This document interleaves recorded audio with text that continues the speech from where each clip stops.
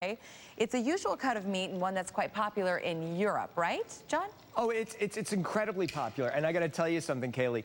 It's one of those things that when you first hear about it, you get a little weird about it. You're like, oh my God, veal cheeks. And I had this in Europe for the first time, and I saw it on the menu, and I couldn't believe it. And the friends that I was with were like, you know, you got to try this. It's incredible. But I couldn't get over that idea. Well, this is what it is. It's this beautiful little nugget of meat.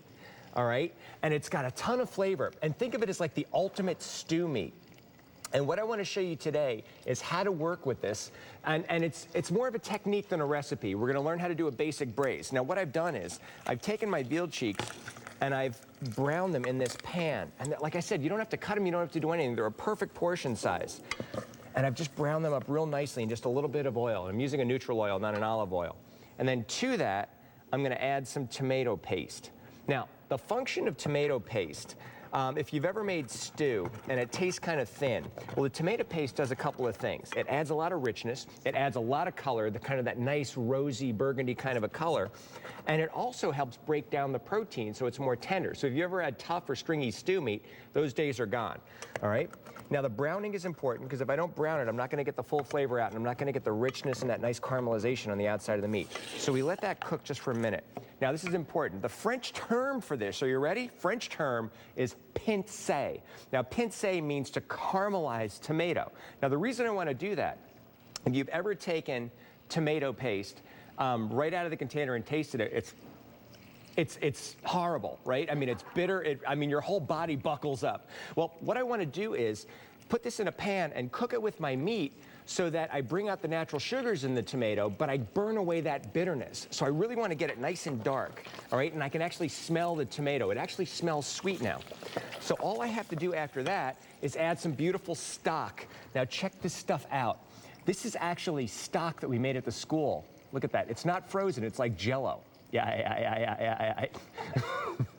And when you have great stock, when you reduce it down, there's natural gelatin, all right? And believe it or not, that's where Jell-O comes from, all right? It comes from beef bones, veal bones, pork bones, and they reduce it down, and the flavor concentrates, but it has this incredible body. So the difference is, if you've ever had a bouillon cube and put it in boiling water, you know how it's like salty and beefy, but real thin tasting like tea? Well, this will actually coat your palate, but it's not fat, it's gelatin, all right? It's incredibly rich, and it gives it that really luxurious flavor that you only get in those really high-end restaurants. That's how they achieve it with this stuff. And all I need to do is drop that in, and it melts. Now, you can go to a specialty store, you know, one of the gourmet specialty stores, and they'll have this stuff already prepared for you so you don't have to make it at home. If you want to make it at home, it's difficult because the canned stocks generally don't have that much gelatin in them. So what you can do is take a really nice salt-free beef broth, all right, low sodium, reduce it down to about 1/3, all right? So if you have a quart, you're going to reduce it down to a little less than half, and then add some gelatin to that, and it'll give you some richness. So I'm just going to throw that in, and then I'm going to throw in my choice of herbs. And today I'm using savory, and Kaylee, you're absolutely right about using fresh herbs to change the way everything tastes, because there's nothing like it, all right? Dry herbs can tend to be a little bit bitter. Fresh herbs are incredible. I'm leaving the whole stalk in, because I want to pull it out when I'm done. A couple of cloves of garlic, and then I'm just going to cover it. Oh, wrong cover. I'm going to cover it until it's nice and tender. All right, I have this beautiful syrupy kind of a sauce that comes with it, and it looks something like this. Now, to plate it, what I want to do is, in the restaurant at school when we serve this, we put down a little bit of sauteed green. Oh, look at that, healthy. And then I'm going to add a little polenta. Now, you don't have to use polenta. You can use risotto, you can use beans, you can use really anything. But I really love the polenta because it soaks up all that juice. And just make a little bed of it. And then I take my veal cheeks over here. And you don't need too many, just one or two, just something like that.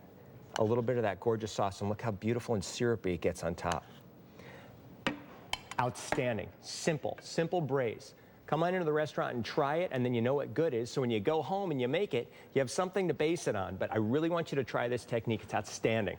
The restaurant, by the way, is at Hayden and Camelback. We actually have two. We have one at Hayden and Camelback, which is the LaCole restaurant, Sure. 3 mobile stars. And then we have L'Academy, which is in Old Town Scottsdale in the former Galleria. Perfect. Both great restaurants and locations. Thank you. That looks good. Polenta's really becoming a new trend, isn't it? I'm seeing it on menus a lot. A lot. Okay. A lot. There you go. Another trend for 2007. We'll see you next week, Jon-Paul. Still to come here on Sonora and Living Live. It is time to